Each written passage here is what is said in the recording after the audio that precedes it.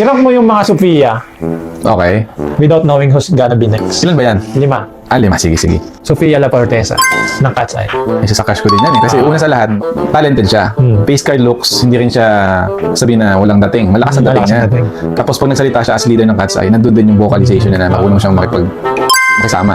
So overall, package siya. Number 2 siya. Number 2 siya. Oo. Okay. Next, si Sophia Pablo. Sa PBB, nakikita ko siya. Pero parang nandiyan din yung mga galawan niya sa loob ng PBB. Yeah. Titignan ko siya sa face card. Medyo average siya para sa akin. Kasi Okay. marami mas better. So mayroong pang mas igaganda yung Sophia. Kung ano pa yung natitira ng Sophia. I would say number 5. Si next, Sophia Andres. Yun lang. Bigla kami siya. Hindi, kasalanan mo yan. Oo nga. Sexy yan eh. Oo nga. Oo. Mami na, pero sexy pa din.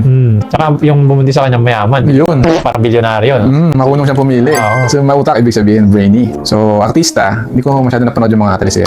Kasama niya si sa Princess and I. Kapatid niya si si Catherine. Magaling mo siya umari doon. Okay lang. Okay lang. Lately, active ba siya sa social media? Oo, tsaka meron siyang bagong teleserye. Ano? Visit ka, Chi. Meron siyang teleserye pala. Parang joke lang. parang- Parinigan sila ni Chi. Meron silang sariling combo. May paren sila. Number 4. Number 4. Next, si Sophia Smith. Yan. Inantay ko yan. Sino ba bang sikat na Sophia? Si Piang. Yan, si Piang. So, si Piang kasi all in, nagpapakatotoo. Yun yung hindi siya masyadong marunong mag-plastic kasi sinasabi niya lahat ng gusto niya sabihin. Bukod pa doon, sa acting, nakita mo yung trailer. Magaling. Lumuluha, doon habang naharap si JM eh. Marunong.